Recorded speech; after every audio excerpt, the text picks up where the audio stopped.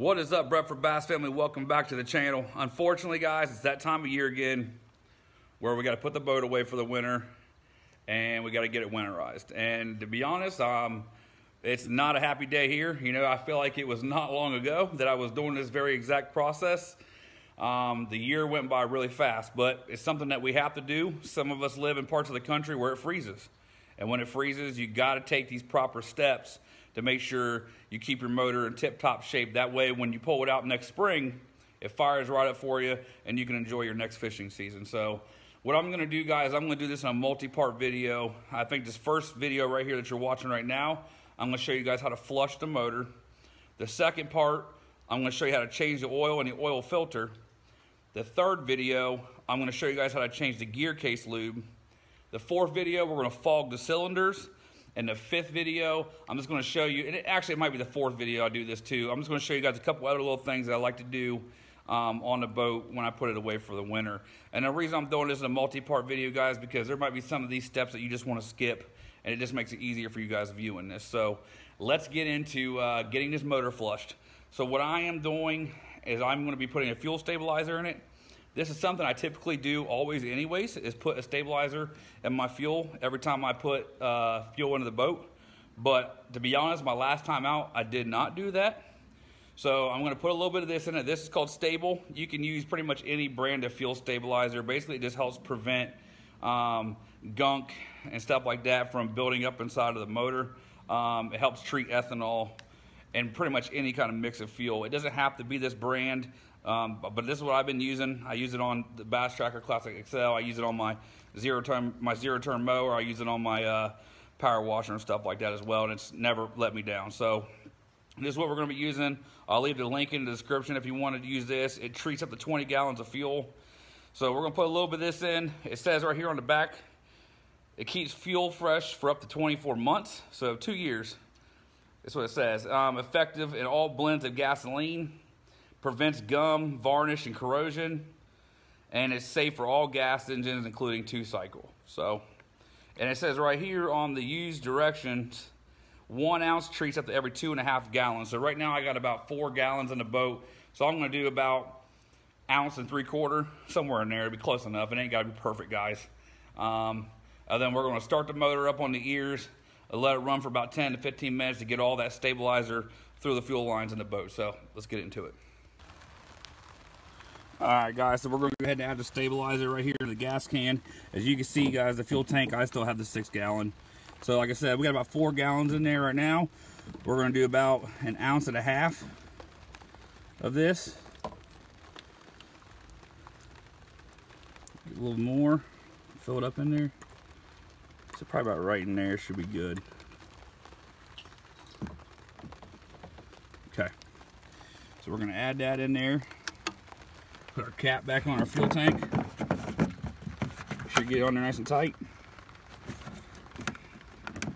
And then make sure you always check to make sure your vent cap's open on the top there. So now, guys, when you get the ears on here and get this motor fired up. Alright guys, so one of the #1 things you always want to remember when you're flushing your motor is you always want to have water on it. Do not ever start your outboard motor without water being ran to it. It can cause a lot of damage to your motor. You can get these things right here. I call them rabbit ears, but there's different names for them. But basically you hook them down here. It saddles the motor.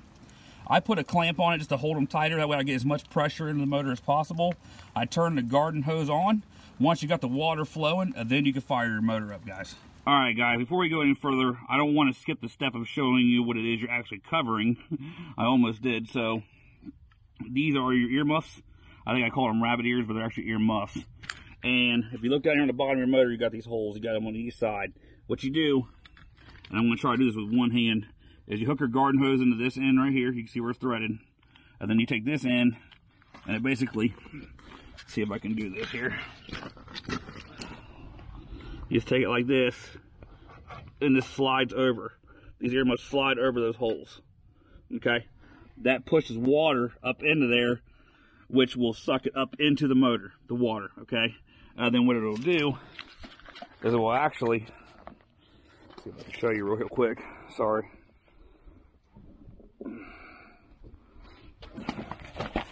what it'll actually do is it'll drain out of this little hole right here, if you can see it. Okay, and that's where the motor should pee water out, essentially. All right, guys, as you can see here, I got the water on. I want to get the cover off the motor right now. Do this real quick. I'm out here in the rain, probably not the best time to really be doing this, but don't have a lot of warm weather left, so.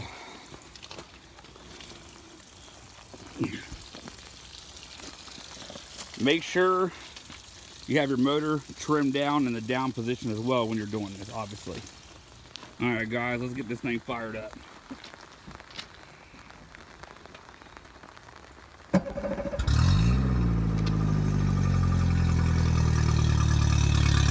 biggest thing is, guys, you want to make sure that the motor is pushing water out the back. We call it, make sure the motor's peeing.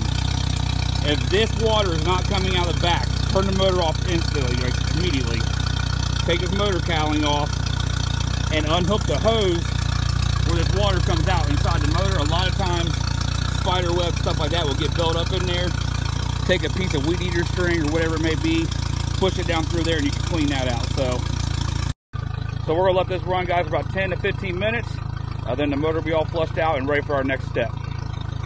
Alright, guys, so we're pretty much done with flushing the motor. Let's go through the steps again, though, real quick. First thing we want to do is add the fuel stabilizer. The second thing we want to do is we want to trim our motor down. Third thing we want to do is we want to put our earmuffs on the motor.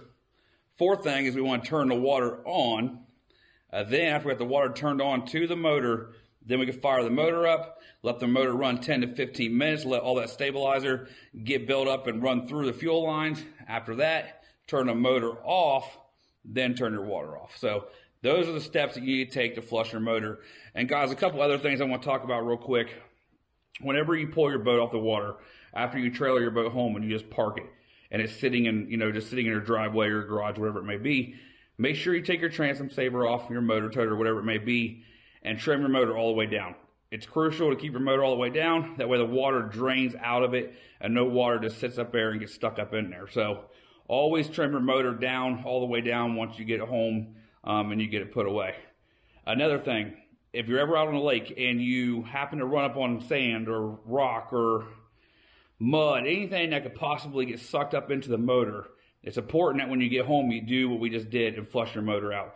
That way you don't get any of those debris building up in your motor, which can cause you problems later on down the road. So that's really all I have for this video, guys. The next step, we're going to change the oil.